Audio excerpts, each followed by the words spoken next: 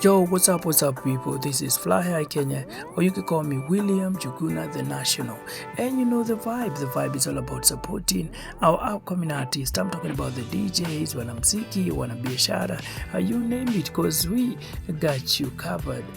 Kulitokea hali ya taharuki katika mbuga ya kitaifa ya Nairobi baada ya moto mkubwa kuzuka na kutishia maisha ya wanyamapori pamoja na uoto wa asili wa mbuga hiyo.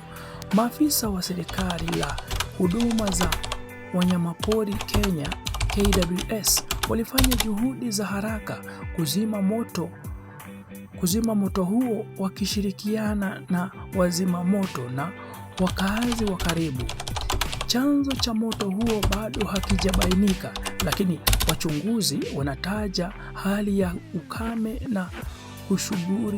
na shughuli za kibinadamu kama sababu zinazoweza kuwa zimesababisha janga hilo. Mbuga ya Nairobi, ambayo ni moja ya hifadhi chache duniani zilizo karibu na jiji kubwa, ni makazi ya wanyama wa aina mbalimbali kama vile simba, twiga, faru na punda milia. Moto kama huu unaweza kuathiri pakubwa ikolojia ya mbuga na kuhatarisha maisha ya wanyamapori. Juhudi zinazoendelea kuhakikisha moto huo unazimwa kabisa, huku wataalamu wa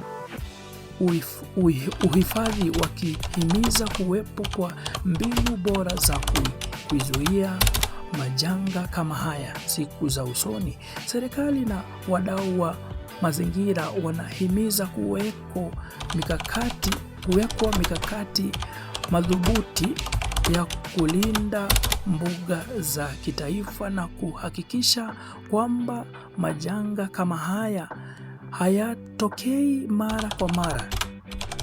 Tunawashukuru maafisa wa KWS na wote waliosaidia katika juhudi za kuzima moto huu. Lakini kwa sasa, kwa heri. Usisahau kusubscribe, kucomment, ndio usiweze kumiss video na podcast tunazozipost. But kwa sasa, kwa heri.